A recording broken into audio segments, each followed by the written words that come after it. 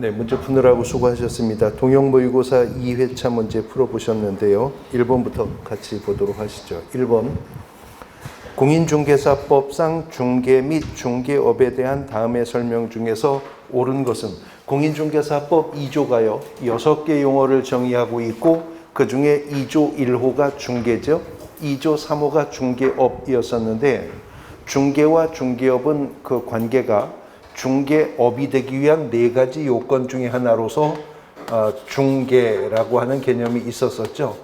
공인중개사법이 말하는 중개업이라고 하는 것은 하나의 문장으로 정의가 되어 있지만 분설에 보면 중개업이 되려면 첫 번째는 다른 사람의 뭐가 있어야 되죠? 의뢰가 있어야 됩니다. 그래서 개업공인중개사에게 의뢰했었던 이 다른 사람을 공인중개사법이 뭐라고 불러요? 의뢰인이라고 부르는 거죠. 다른 사람의 의뢰에 의해서 두 번째 뭘 받죠? 일정한 보수를 받고입니다. 이 받고라고 했기 때문에 받았어야 그 행위가 중개업이 되는 거지, 달라고 요구했거나 받기로 합의했어도 아직 받지 않았다면 그 행위는 중개업이 아니라는 거죠. 일정한 보수를 받고 그 다음에 뭐를? 중개입니다. 중개를 어떻게? 업으로 행하는 것, 이것이 바로 중개업이라고 하는 것인데, 이 중개업이 되기 위한 이 4가지 요건 중에 하나인 중개가 무엇인지에 대해서는 공인중개사법 2조 1호에서 별도로 정의를 하고 있죠.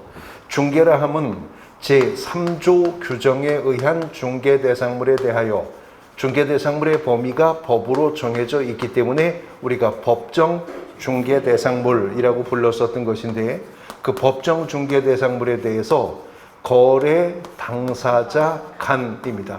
거래 당사자 간의 매매, 교환, 임대차, 그 밖의 권리입니다. 매매, 교환, 임대차, 그 밖의 권리의 득실 변경에 관한 행위를 어떻게 하는 거? 알선을 하는 것, 바로 이것이 중개라는 거죠. 그러니까 중개와 중개업의 관계를 보면 중개라고 하는 것은 어떤 특정한 행위가 중개업이 되기 위해서 요구되는 4가지 요건 중에 하나이죠. 그러니까 이런 중개 행위를 다른 사람의 의뢰에 의해서 일정한 보수를 받고 업으로 행하면, 그러면 그 행위는 중개업이 되는 것인데, 이러한 중개업을 적법하게 행하려면 개인이든 법인이든 뭘 해야 돼요? 등록을 하여야 합니다. 그리고 공인중개사법이 그 등록을 한자를 일컬어서 뭐라고 부른다? 개업공인중개사라고 부른다는 겁니다. 지금 중개와 중개업의 관계에 관한 문제인데요. 1항, 중개행위에 해당하는지 여부는 개업공인중개사가 진정으로 거래 당사자를 위하여 거래를 알선 중개하려는 의사를 갖고 있었느냐고 하는 개업공인중개사의 주관적 의사에 의해서 결정하나요? 주관적 의사로 결정하는 것이 아니라 사회통념에 맞게, 거래관념에 맞게 객관적 기준으로 판단할 문제였었죠. 그 다음 2항, 중개사무소 개설 등록하지 아니한 자가 우연한 기회에 단 1회 건물 전세 계약을 중개하고 보수를 받은 것은 알선 중개를 업으로 한 것이라고 볼 수 있으므로 처벌의 대상이 된다. 무등록 상태에서도요, 중개업을 했어야 공인중개사법 위반이 되는 거죠. 그러면 지금 이 사례가 업으로 행했느냐 하는 것인데, 어떤 특정한 행위가 업으로 행한 행위냐 하는 것을 판단할 때 대법원 판례는 첫 번째 대상은 불특정 다수인을 상대로 해야 하는 것이고, 두 번째는 그 행위의 방법이 계속적이고 반복적이어야 한다는 거죠. 그리고 세 번째는 영업을 목적으로, 영리를 목적으로 해야 되는데, 불특정 다수인을 상대로 했는지 그렇지 않는지, 계속적 반복적으로 했는지 그렇지 않는지 여부를 판단할 때는 횟수만으로 판단하는 게 아니라 규모, 동기, 양태, 의도 등을 종합적으로 판단해서 사회통념에 맞게 판단을 해야 되기 때문에, 단 한 번 했기 때문에 그 행위가 업이 아니라는 게 아니라 우연한 기회에 한 번 했다면 계속성, 반복성이 없죠. 중개를 했다 하더라도 중개업을 한 것은 아니기 때문에 공인중개사법 위반 아닙니다. 이 항도 틀렸고요. 3항 중개사무소 개설 등록하지 아니한 자가 다른 사람의 의뢰에 의하여 일정한 보수를 받고 중개를 업으로 행하는 것도 중개업이라 할 수 있다. 그것도 중개업인가요? 지금 여기요. 다른 사람의 의뢰에 의해서 일정한 보수를 받고 중개를 업으로 행하였으면 그 중개업이죠. 근데 그 네 가지 요건을 충족하는 행위를 한 자가 등록을 안 했다면 무등록 상태에서 중개업을 한 자로서 3년 이하의 징역 또는 3천만 원 이하의 벌금형에 속하게 되죠. 다시 말해서 등록이라고 하는 것은 중개업을 적법하게 행하기 위한 요건이지 등록을 했다 안 했다가 어떤 특정한 행위가 중개업이 된다 안 된다 여부를 판단하는 효력 요건은 아니다. 유효 요건은 아니다. 그 말입니다. 3항이 정답이고요. 4항 중개사무소 개설 등록하지 아니한 자가 부동산 거래를 중개하면서 중개대상물의 거래 당사자로부터 중개보수 받을 것을 약속하거나 거래 당사자에게 중개보수를 요구하는 데 그친 경우에도 처벌할 수 있다. 이걸 처벌할 수 있으려면 그 행위도 중개업이 되었어야 처벌할 수 있는 거잖아요. 근데 여기 일정한 보수를 받고 라고 말했기 때문에 받았어야 그 행위가 장차 중개업이 될 수 있는 것이고 아직 받지 않았다면 받기로 합의했다 하더라도 달라고 요구했다 하더라도 그 행위는 중개업이 아닌 것입니다. 5항 거래의 일방 당사자의 의뢰에 의하여 중개대상물의 매매, 교환, 임대차 그 밖에 권리의 득실 변경에 관한 행위를 알선 중개하는 것은 중개행위에 포함하지 않는다. 이것도 중개행위에 포함되는데 지금 5항 지문은 바로 이거 묻는 거죠.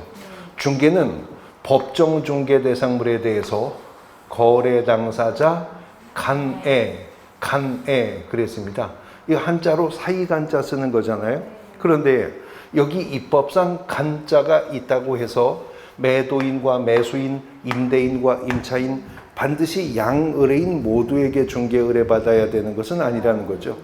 공인중개사법상 입법자는 중개에 대해서 정의를 하면서 단독 중개를 전제로 조문을 구성했지만 공인중개사법상의 중개는 단독 중개도 인정되지만 공동 중개도 인정이 되기 때문에 개업공인중개사가 당사자 중 어느 한쪽 일방 의뢰인의 의뢰만 받고 알선하는 것도 공인중개사법상 중개에 속한다는 거죠. 단독 중개도 인정되고 공동 중개도 인정되는데요. 단독 중개보다는 공동 중개가 활성화되는 것이 정보 공개, 유통 촉진, 공정한 부동산 거래 질서 확립에 기여하는 바가 훨씬 크기 때문에 우리 공인중개사법이 공동 중개 활성화를 위해서 도입한 제도가 있었으니 그것이 바로 부동산 거래 정보망이라고 하는 제도였었던 겁니다. 3항이 정답이 되겠습니다. 이어지는 2번 문제.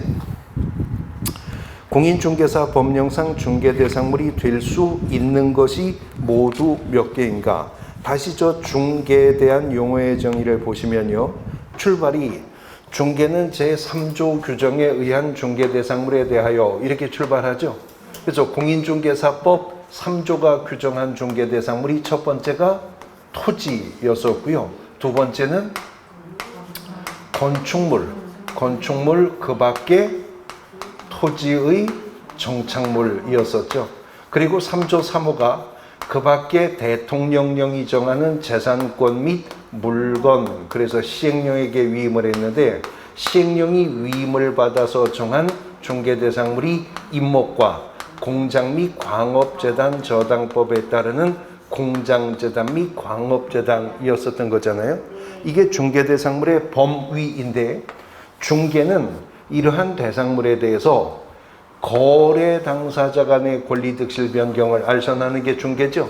그러므로 대상 물건이요 거래가 가능해야 알선할 수가 있었어요.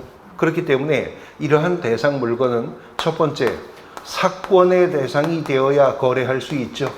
그래서 국공유재산 같은 것들은 중개대상물이 아니었었던 것이고요. 그 다음에 두 번째는 실질적으로 개업공인중개사의 중개가 개입이 가능한 상태에 있었을 때 그 물건 중개할 수가 있다라고 했었던 것입니다.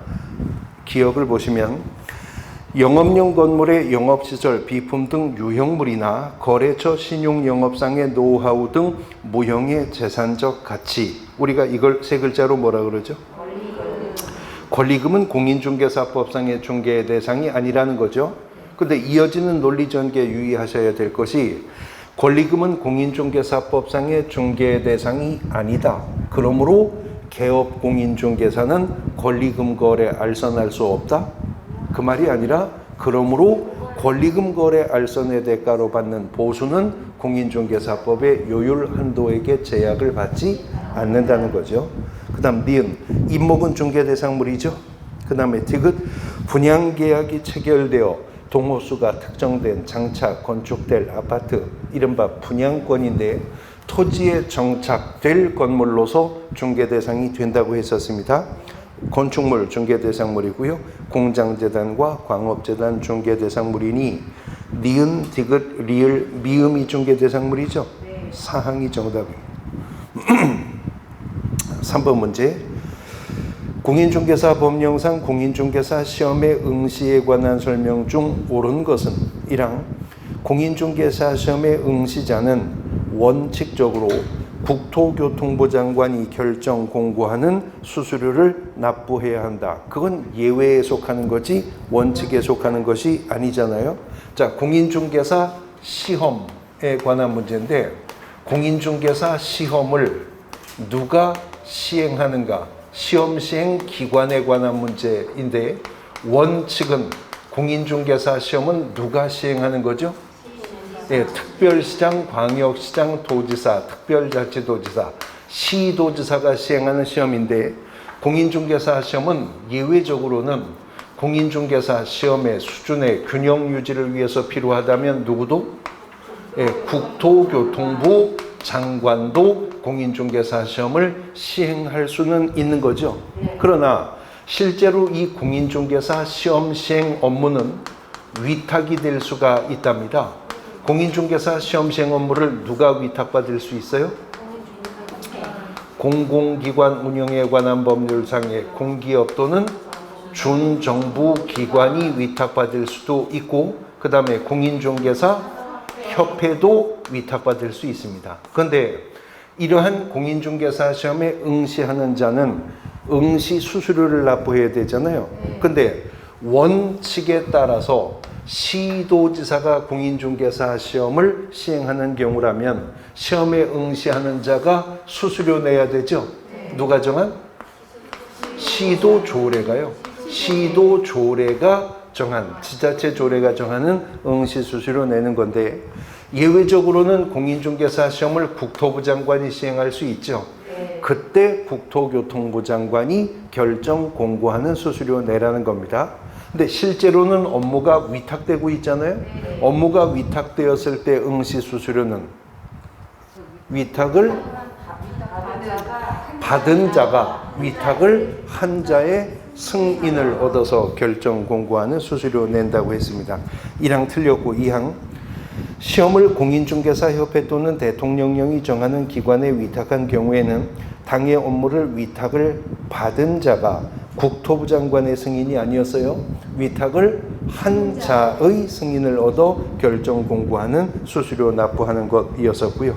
3항 응시원서 접수 마감일 다음 날로부터 7일 이내에 접수를 취소하는 경우에는 납입한 수수료의 100분의 60 반환하는 거고 이 기간이 경과한 날로부터 시험 시행일 10일 전까지 접수 취소한다면 50을 반환하는 것이었었죠. 4항 시험 부정행위자는 그 시험을 무효로 하고 무효 처분일로부터 5년간 응시 자격을 정지한다. 이 경우 시험 시행기관장은 지체 없이 이를 다른 시험 시행기관장에게 통보해야 된다. 여기까지도 맞아요. 근데 그 뒤에 10조 등록의 결격 사유에 해당한다. 이게 틀렸죠. 응시 자격이 제한되는 게 두 가지인데 이렇게 부정행위로 적발되어 시험 무효 처분을 받고 5년이 경과하지 아니한 자와 자격이 취소된 후 3년이 경과하지 아니한 자. 근데 자격 취소 후 3년은 등록의 결격 사유에도 속하죠. 그러나 부정행위로 적발되어 시험 무효 처분되고 5년이 경과하지 않은 자는 응시의 결격 기간일 뿐이지 등록의 결격에는 속하지 않는 자였었던 겁니다. 5항 시도지사는 합격자에게 시험 합격자 결정 공고일로부터 1개월 이내에 시험 합격자에 관한 사항을 자격증 교부대장에 기재한 후 합격자에게 공인중개사 자격증 교부해야 된다. 5항이 옳은 지문 정답인데요. 공인중개사 자격증은 합격자 결정 공고일로부터 1개월 이내에 준대죠. 그리고 공인중개사법이 1개월 이내에 주겠다는 게 또 하나가 있어요. 포상금입니다. 포상금 지급 결정일로부터 1개월 이내에 지급하도록 하고 있는 거죠. 5항 정답입니다. 4번 문제. 중개사무소 개설 등록과 관련한 설명 중 틀린 것을 물었는데요. 사항을 보시면 등록을 신청하는 때에는 공인중개사 자격증 사본을 등록관청에 제출을 한다. 자, 등록 신청할 때 공인중개사 자격증 사본 내야 됩니까? 그럼 원본 냅니까? 안 냅니다. 안 냅니다. 자, 그러면 개인은 공인중개사 자격이 있어야만 등록을 할 수 있다. OX?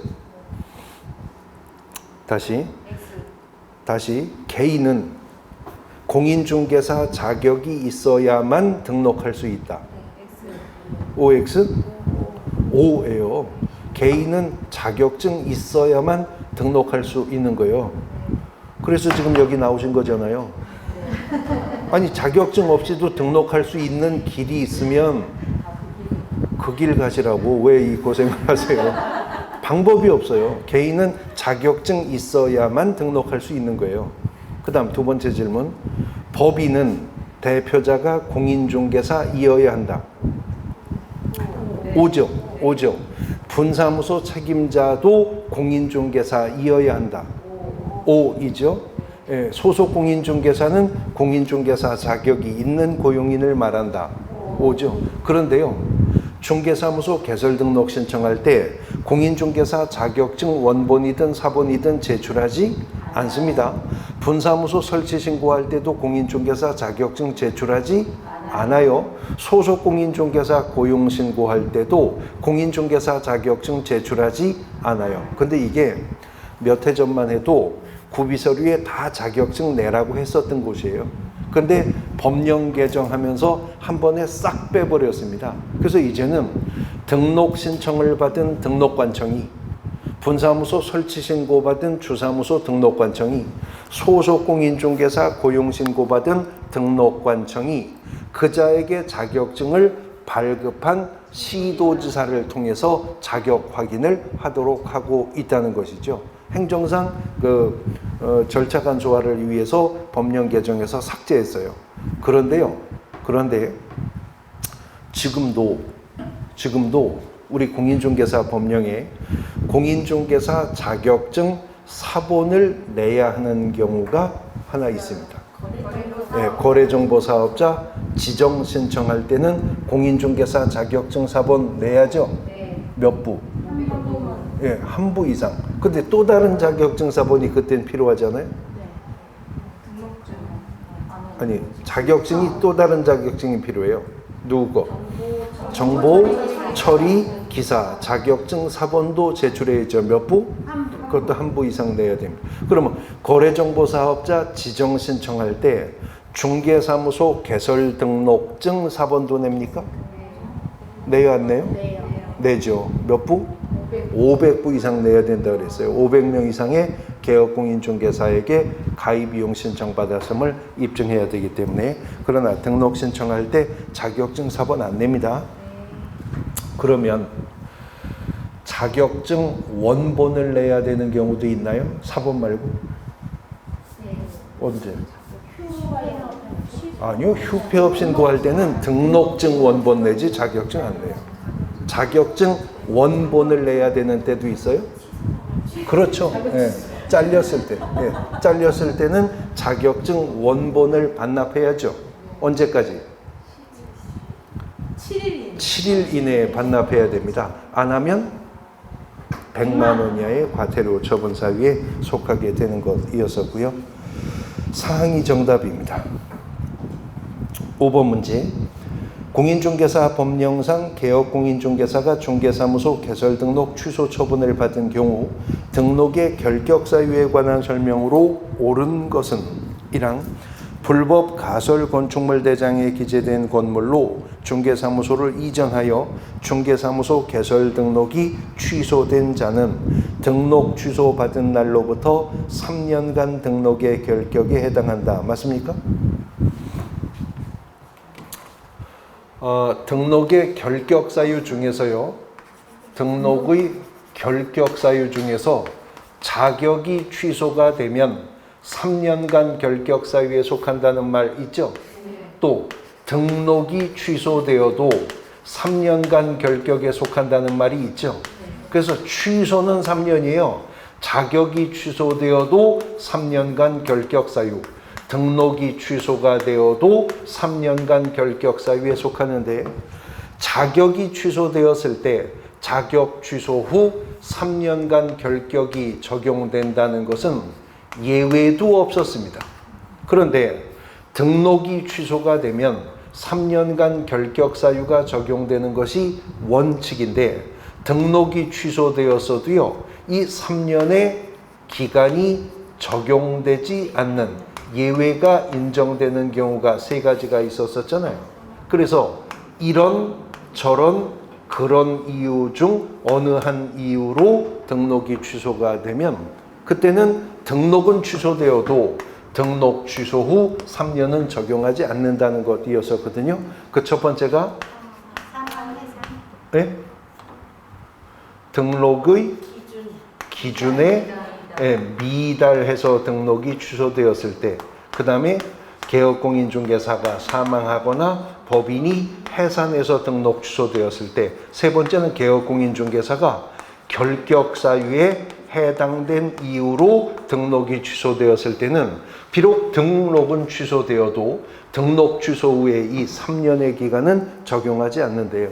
그럼 지금 1항을 보시면 왜 등록이 취소되었냐면 개업공인중개사가 사무소를 이전했는데 불법 가설건축물 대장에 기재된 건물로 사무소를 이전했기 때문에 등록이 취소되었다는 거죠. 그럼 이거는 이거잖아요. 등록 기준 미달로 등록이 취소된 거잖아요. 그러니까 등록은 취소되지만 등록 취소 후 3년은 적용이 없겠죠. 그러니까 이 사람은 언제 재등록할 수 있느냐? 건축물 대장에 기재된 공간만 얻으면 바로 재등록할 수 있는 겁니다. 그 다음 2항 공인중개사법을 위반하여 징역 1년의 실형을 선고받아 이를 이유로 중개사무소 개설 등록이 취소된 자는 등록 취소받은 날로부터 3년간 등록의 결격에 해당한다. 지금 왜 등록이 취소되었죠? 이거잖아요. 결격에 해당한 이유로 등록 취소되었죠. 그러므로 등록 취소 후 3년의 기간은 적용이 없겠습니다. 3항 공인중개사법 위반하여 300만 원 이상 벌금형 선고받아 중개사무소 개설 등록 취소된 자는 등록 취소받은 날로부터 3년간 등록의 결격에 해당한다. 똑같은 이유예요.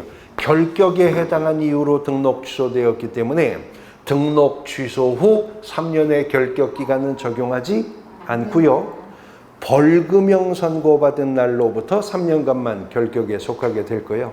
3년은 3년인데 등록 취소 후 3년은 결격이 아니고 벌금형 선고받고 나서 3년간만 결격에 속하게 될 겁니다.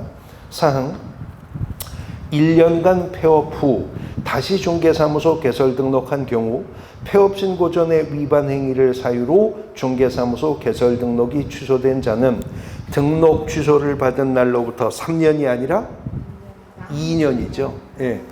재등록 개업 공인중개사가 폐업 전 위반으로 인해 등록이 취소되면 결격 사유 기간을 계산할 때는 3년에서 폐업 기간을 빼준다고 그랬죠. 네. 지금 1년간 폐업을 했었다니까 3년에서 1년을 뺀 2년간만 결격에 속할 것입니다.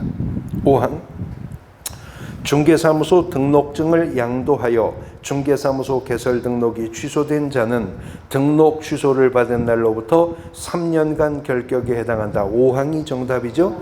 등록증 양도되어 때문에 등록 취소되었다면 이런 저런 그런 이유가 아닌 이유로 등록 취소되었기 때문에 등록 취소 후 3년의 결격이 적용되는 것입니다. 5항이 정답이 되겠습니다. 6번 문제.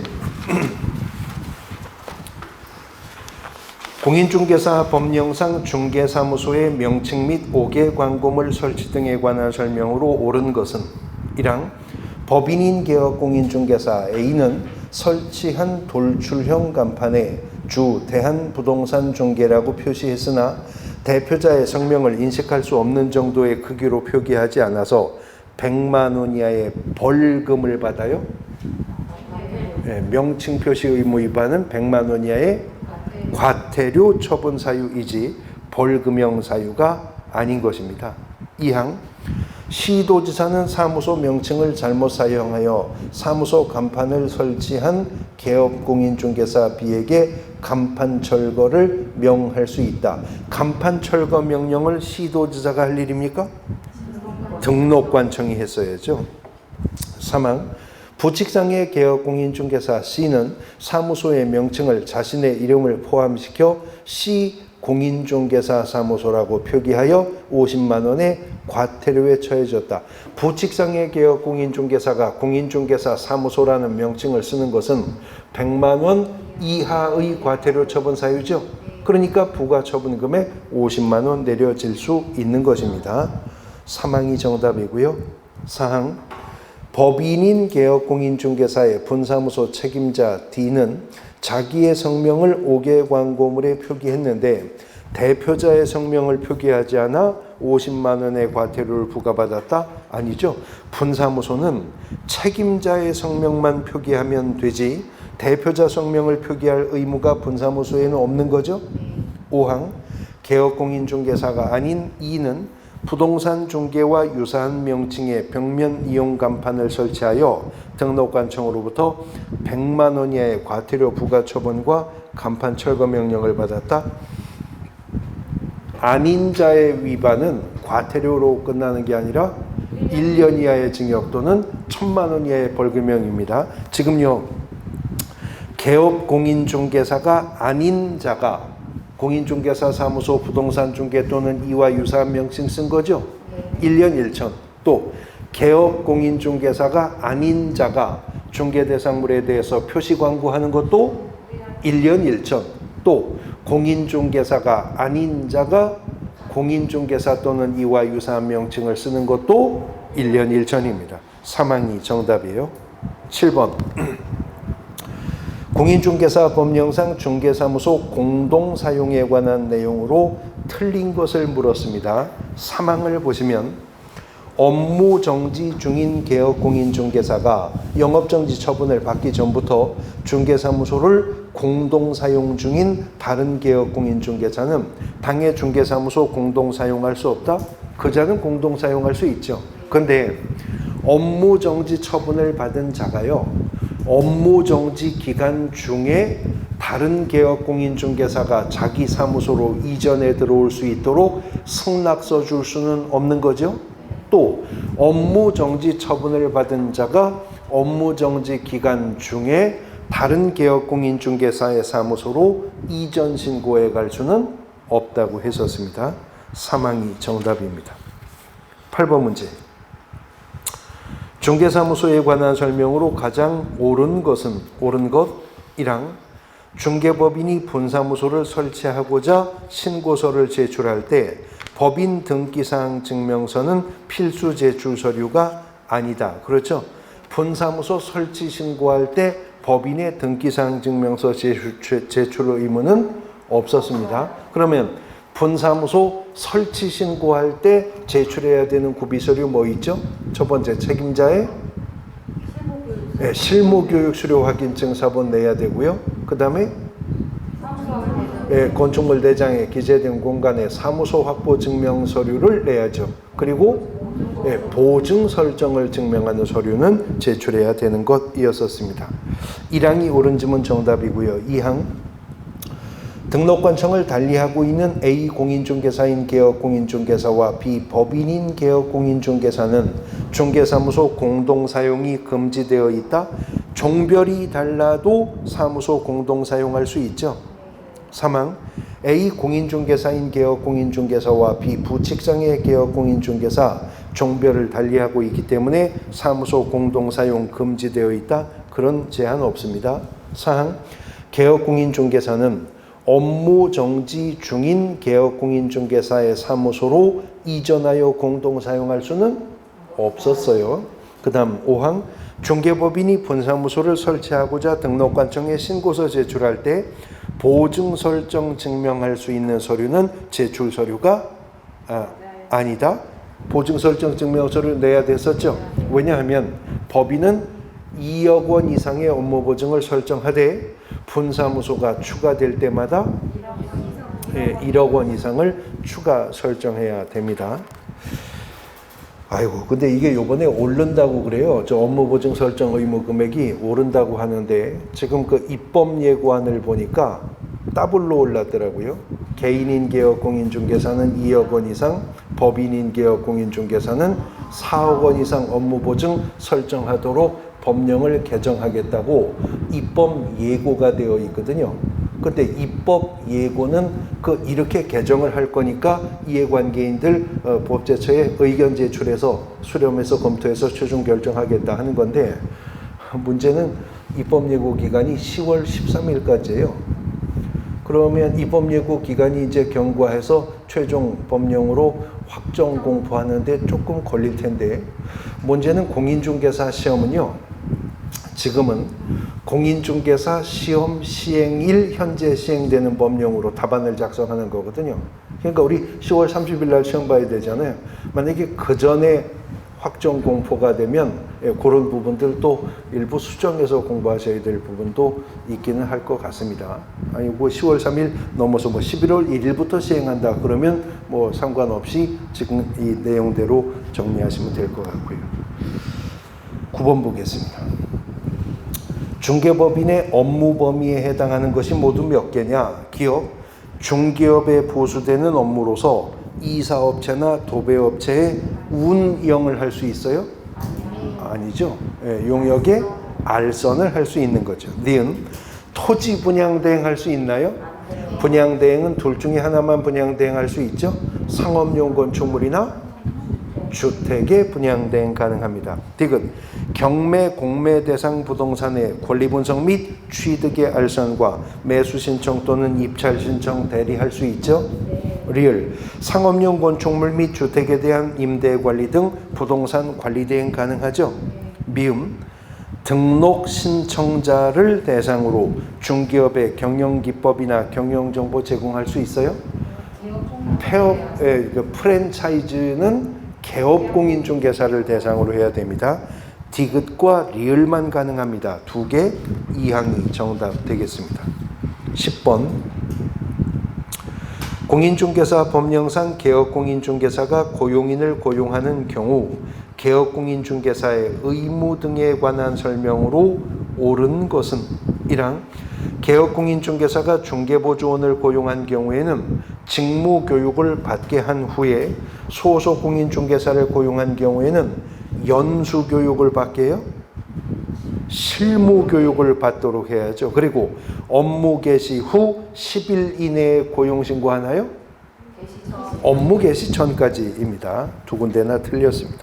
2항 개업공인중개사가 중개보조원과의 고용관계가 종료된 날부터 10일 이내에 등록관청에 신고하지 않으면 1월에 업무정지 처분받을 수 있다. 맞아요? 맞습니다. 왜냐하면 2항이 정답인데요. 왜 맞냐면 고용인을 고용했으면 고용신고해야죠. 언제까지? 업무를 개시하기 전까지. 고용관계가 종료되면 고용관계 종료일로부터 10일 이내에 고용관계 종료 신고해야죠. 언제까지? 10일 이내에 고용관계 종료 신고해야 돼요. 근데 안 하면 어떻게 하겠다는 말이 공인중개사법에 없어요. 또 전에도 제가 질문했었는데 개업공인중개사가 전문 직업인이에요? 네. 누가 그래요? 공인중개사법이. 그래서 개업공인중개사가 전문 직업인이기 때문에 해야 된다는 게 있잖아요. 뭐 해라요? 품위를 유지하래요. 품위 유지. 그러면 개업공인중개사가 품위 유지를 안 하면 어떻게 돼요? 어떻게 하겠다는 말이 공인중개사법에 없습니다. 그러면 개업공인중개사가 품위 유지 안 해도 돼요? 해야죠. 안 하면 어떻게 하겠다는 말은 이 법에 없어요. 그러면 개업공인중개사가 품위 유지 안 해도 돼요? 해야죠. 안 하면 어떻게 하겠다는 말은 없어요. 그러면 개업공인중개사가 품위 유지 안 해도 돼요? 해야 되잖아요. 그럼 어떻게 할 거냐? 업무정지 내릴 수 있는 거예요.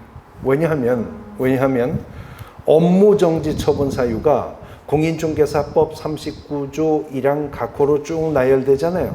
근데 업무정지 처분 사유 중에 이런 사유가 있어요. 그 밖에 이 법 또는 명령이나 처분에 위반한 경우 업무의 정지를 명할 수 있다. 이 사유가 있거든요. 그러니까 분명히 명명백백한 공인중개사법상 의무임에도 그 의무를 위반하면 구체적으로 어떤 제재를 가하겠다고 언급 없는 의무들이 있죠. 이건 다 업무정지 처분 가능하다고 보는 것입니다.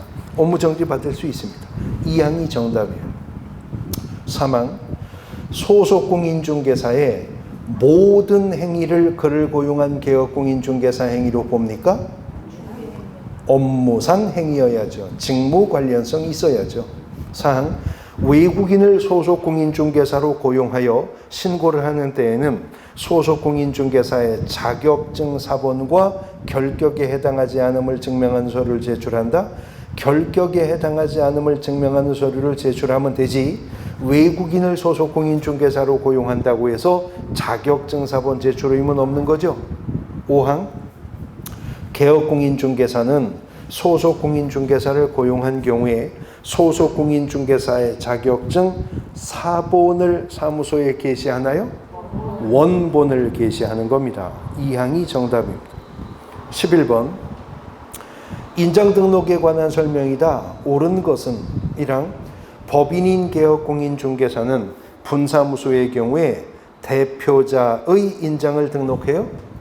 분사무소 대표자가 보증하는 인장을 등록하는 거죠. 그럼 대표자 인장은 어디서 등록해요? 아무데도 등록 안 해요. 주사무소도 대표자 인장 등록하는 게 아니라 법인의 인장을 등록하는 것이었잖아요. 2항 개업공인중개사가 인장 등록을 하지 않고 업무를 개시했다고 해서 무등록으로 중개업을 한 자로 처벌되는 건 아니다. 그러나 업무정지 처분을 받을 수는 있다. 이 항이 맞죠? 하여튼 도장 위반은 정지예요. 개업공인중개사 위반이면 업무정지, 소속공인중개사 위반이면 자격정지입니다. 이 항 정답. 3항 개업공인중개사는 인장을 변경하고자 하는데 변경 전 7일 이내에 등록해야 된다. 아니죠? 인장을 변경한 때 하고 나서 7일 안에 변경 등록하면 되는 겁니다. 4항 법인인 개업공인중개사의 경우에는 임원 또는 사원이 인장 등록을 해야 되는 건가요? 아니죠. 인장 등록은 개업공인중개사와 소속공인중개사가 인장 등록하는 것입니다. 5항 개업공인중개사의 고용인도 모두 인장 등록을 하여야 한다. 이 문장은 하여야 한다도 틀리고 하지 않아도 된다도 틀리죠. 고용인 중 소속공인중개사라면 인장 등록 해야 되지만 중개보조원은 인장 등록 의무가 없기 때문입니다. 12번 휴폐업 신고 등에 관한 설명으로서 가장 옳은 것은 1항 개업공인중개사가 휴업을 하고자 할 때에는 언제나 등록관청에 미리 신고해야 됩니까? 아닙니다. 3개월을 초과하여 휴업하고자 할 때에만 신고 의무 있는 겁니다.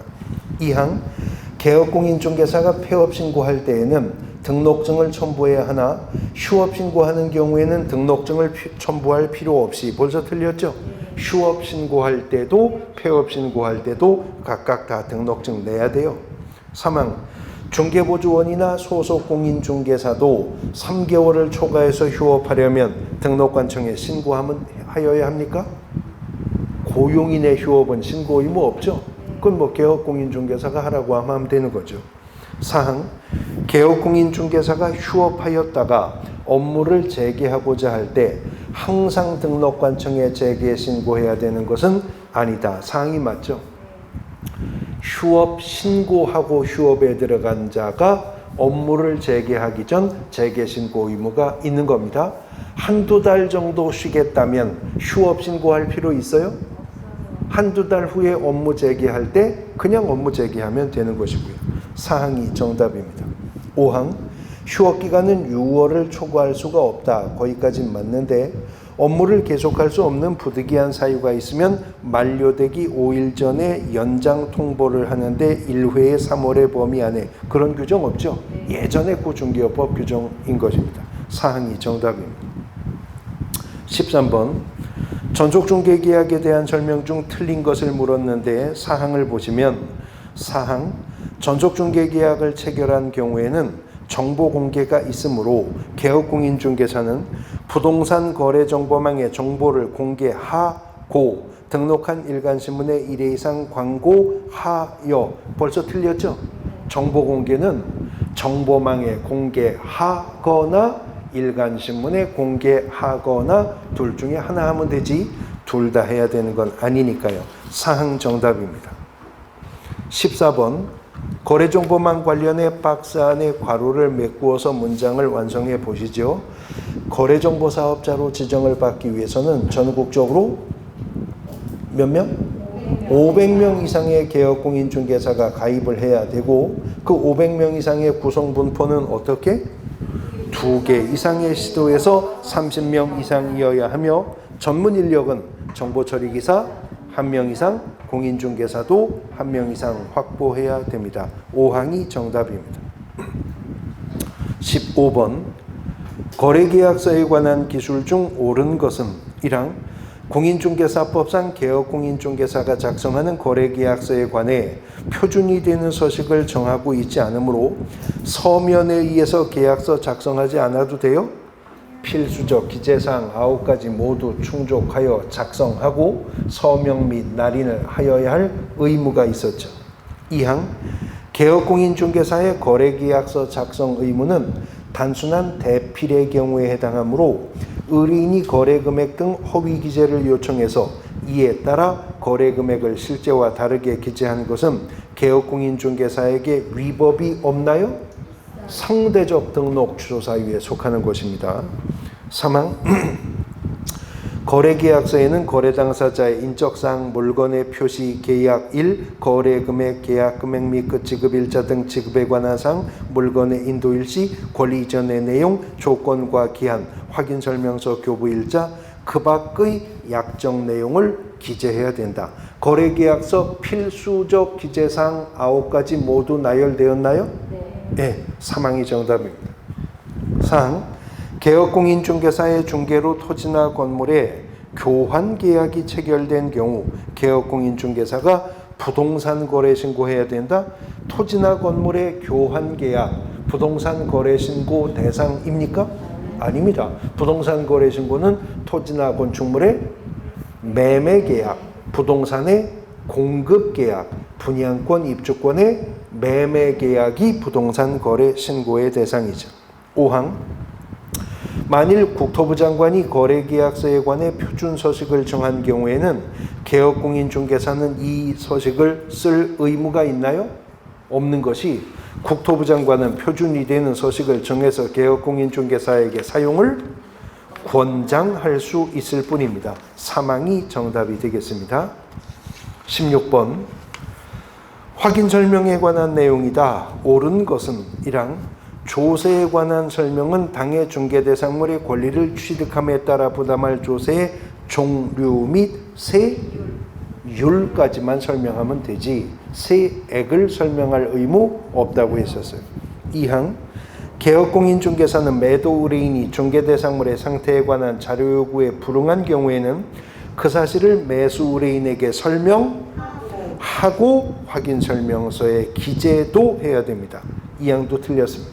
3항 개업공인중개사는 확인 설명을 위해서 필요한 경우에 중개대상물의 매도 의뢰인에게 당해 중개대상물의 상태에 관한 자료 요구할 수 있었죠. 공인중개사법 25조 2항의 규정이었습니다. 3항이 옳은 지문 정답. 4항 개업공인중개사는 확인설명서에 서명 및 날인하는 것이죠. 틀렸고요. 5항 개업공인중개사가 법인인 경우에 중개대상물 확인설명서에 주사무소의 경우에 대표자와 당해 업무 수행한 소속 공인중개사가 함께 서명 및 날인을 해야죠. 5항도 틀렸고요. 3항 정답입니다. 17번 개업공인중개사가 중개행위를 함에 있어서 공인중개사 법령에 대한 내용으로 옳은 것은 1항 공인중개사 법은 문장의 주어가 그렇게 나가요. 공인중개사 법은 개업공인중개사가 중개 의뢰를 받은 경우 중개계약의 취지에 따라 선량한 관리자의 주의로서 의뢰받은 중개 업무를 처리할 의무를 규정하고 있다. 확 줄이면 공인중개사법에 선관주의 의무 규정이 있다. OX? 없죠. 그건 판례가 인정하는 것이죠. 2항 개업공인중개사는 중개대상물에 대해서 중개가 완성된 때에는 필요한 사항을 빠뜨리지 아니하고 거래계약서를 작성해 서명 및 날인하며 3년 보존이에요? 5년 보존해야죠. 3항 개업공인중개사가 거래계약서를 작성하는 때에는 거래금액 등 거래 내용을 허위로 기재하면 안 되죠? 허위 기재하면 어떻게 돼요? 상대적 등록 주소 사유였었으니까 3항이 정답입니다. 4항 개업공인중개사는 자기가 중개한 물건의 매매계약 등이 체결된 경우 의뢰인의 요청이 있으면 검인을 신청해야 한다. 검인 신청 의무는 없었습니다. 단 검인 신청할 수 있는 지위가 인정되었을 뿐이죠.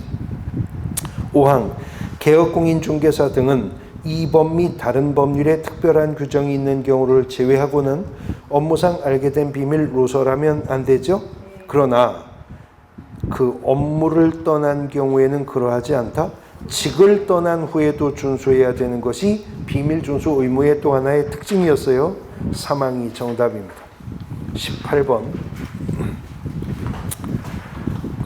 개업공인중개사의 금지행위와 그에 대한 벌칙의 연결이 옳은 것은 기업 부당한 이익을 얻을 목적으로 거짓으로 거래가 완료된 것처럼 꾸미는 행위. 그거 3년 3천 맞죠? 네, 니은 법정 중개보수를 초과해서 금품받는 거 1년 1천이고요. 디귿 당사자 동의를 얻었다 하더라도 쌍방대리는 3년 3천이죠. 디귿 틀렸고 리을 단체를 구성하여 단체 구성원 외예자와 공동중개 제한하는 거 그것도 3년 3천입니다. 기업과 니은만 옳습니다. 2항이 정답입니다. 19번 손해배상 책임과 관련된 판례의 내용 중에서 잘못된 것을 묻는데요. 3항을 보시면 3항 개업공인중개사가 계약 체결 후에도 보증금의 지급, 목적물의 인도, 확정일자 취득 등과 같은 거래 당사자의 계약상 의무 실현에 관여함으로써 계약상 의무가 원만하게 이행되도록 주선할 것이 예정되어 있다 하여도 계약 체결 이후의 단계는 일체 중개에 해당하지 않는다. 그것도 손해배상 책임의 원인으로서의 중개행위에는 속한다는 것이 판례의 입장입니다. 3항이 정답인데요. 나머지 1, 2, 4, 5항 판례는 대법원 판례 그대로 축약을 한 것이고요. 3항이 정답인데 여기서 좀 제가 부연 설명을 할 게 있는데 개업공인중개사의 손해배상 책임이 공인중개사법 30조에 규정이 되어 있는데 30조 1항에 이런 말이 있죠. 개업공인중개사는 중개 업무를 행함에 있어서 중개 업무상 고의 또는 과실로 인하여 거래 당사자에게 재산상 손해를 발생케 한 때에는 그 손해를 배상할 책임이 있다. 이게 공인중개사법 30조 1항의 규정이었었어요. 그리고 30조 2항은 개업공인중개사는 자기의 중개사무소를 다른 사람에게 중개행위의 장소로 제공함으로써 당사자에게 재산상 손해를 발생하게 한 때에는 그 손해를 배상할 책임이 있다 하는 규정이죠. 자, 그런데 업무상 고의나 과실이 재산상 손해 발생의 원인이 되면 배상 책임이 있다는 거잖아요. 근데 어떤 업무냐면 중개 업무상 고의나 과실 그랬거든요. 업무상 고의 과실이요. 그런데 손해배상 책임의 원인이 되는 이 중개 업무라고 할 때 이 중개의 범위를 공인중개사법은 용어의 정의에서 말하는 중개의 범위보다 훨씬 넓게 보는 거예요. 용어의 정의의 측면에서 중개는 당사자 간의 권리득실 변경 알선하는 게 중개죠.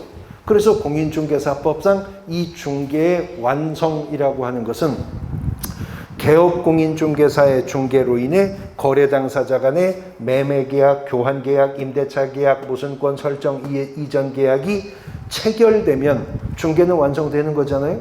근데 손해배상의 원인 행위로서의 중개 업무는요, 개업공인중개사가 체결시킨 거래계약의 이행 과정에도 개업공인중개사가 어느 정도 개입될 것이 예정되어 있었다면 손해배상의 원인 행위로서의 중개 업무 속에는 그것도 들어간다는 거죠. 그러니까 예를 들어서 개업공인중개사의 중개로 건물 매매 계약이 체결되었거든요. 그런데 매매 계약이 체결될 당시에 중도금은 개업공인중개사가 매수인에게 받아서 매도인에게 전달해 주기로 합의하고 토지 매매 계약이 체결된 거예요. 그래서 이제 중도금 지급일이 도래해서 개업공인중개사는 매수인한테 가서 중도금을 받아서 매도인에게 전해줘야죠. 근데 이걸 개업공인중개사가 지가 가기 귀찮으니까 중개보조원을 시킨 거예요. 오늘 중도금 쉬는 날인데 너 어디 가서 매수인 찾아가서 중도금 받아가지고 어디 가면 매도인이 있으니까 가서 전해드리고 와라. 그래서 중도금 받으러 중개보조원이 가서 매수인에게 중도금을 받았거든요. 그리고는 사라졌어요. 네, 튄 거예요. 자, 그러면 지금 중개보조원이 한 짓에 대해서 개업공인중개사가 공인중개사법상 연대하여 손해배상 책임을 지려면 그게 업무상 행위여야 되잖아요. 근데 이미 거래계약 체결되고 이행 과정에서 발생한 일이죠. 그래도 이거 손해배상 책임의 원인이 되는 중개업무상 행위에 속한다는 거죠. 이행 과정에 개업공인중개사가 어느 정도 개입할 것이 예정되어 있었기 때문에요. 그 다음에요. 공인중개사법 14조 2항에 따르면 개업공인중개사는 민사집행법상의 경매나 국세징수법 등의 공매와 관련해서 권리 분석을 할 수가 있다고 하죠. 취득에 알선을 할 수도 있다고 하죠. 매수 신청이나 입찰 신청을 대리하는 행위도 개업공인중개사가 할 수 있다고 하잖아요. 그런데 이어지는 14조 3항의 조건이 있네요. 14조 2항이 개업공인중개사들에게 이런 거 할 수 있다고 했지만 그 중에 경매대리, 민사집행법상의 경매대리 이건 할 수는 있는데 하려면 뭘 해야 된다? 대법원 규칙이 정하는 요건을 갖추어 법원에 등록을 하고 감독을 받아야 할 수가 있대죠. 그러면 개업공인중개사가 경매 대리를 하려면 대법원 규칙상 등록을 해야 되겠네요. 그럼 대법원 규칙상에 등록을 하려면 대법원 규칙상의 업무보증 설정해야 돼요? 예, 이게 대법원 규칙에선 등록의 요건이었어요. 지방법원장에게 경매 등록 신청하기 전에 이거 해야 등록 통지받을 수 있었잖아요. 그러면 개업공인중개사가 대법원 규칙상 등록을 했다면 대법원 규칙상 업무보증 설정되어 있는 거네요. 그러면 법인인 개업공인중개사나 공인중개사인 개업공인중개사이기만 하면 대법원 규칙상 등록을 안 하고도 경매 권리분석 취득계약선 할 수 있나요? 그렇죠.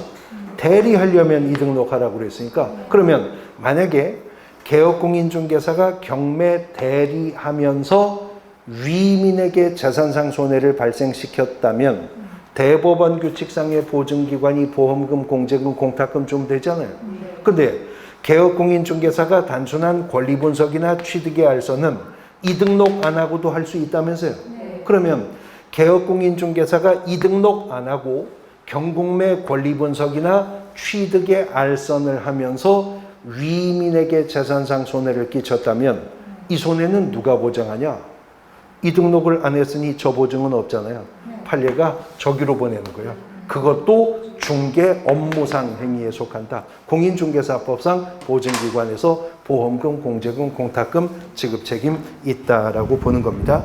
손해배상의 원인 행위로서의 중개 업무는 용어의 정의상으로 중개라는 개념보다 훨씬 넓게 적용하고 있다 하는 걸 알 수 있습니다. 20번 계약금 등의 반환채무 이행 보장에 관한 설명으로 틀린 것은 사망을 보시면 계약금 등을 예치한 경우 매도인 등은 그 거래계약의 이행이 완료되기 전에는 어떠한 경우라도 예치된 계약금을 미리 수령할 수 없어요? 수령할 수 있죠. 어떠한 경우에 이미 예치된 계약금 등을 미리 수령할 수 있죠? 예, 계약 해제 시 반환을 보증하는 보증서가 있다면 미리 땡겨 쓸 수 있죠. 그 보증서는 누가 발행해 주는데요? 금융기관이 발행하거나 보증보험회사가 발행하죠. 그 보증서를 누가 갖다 줘야 되는데? 예치 명의자에게 교부한다면 사전 수령할 수 있었습니다. 그래서 사망이 틀린 질문 정답이 되겠습니다. 쉬었다가 가겠습니다.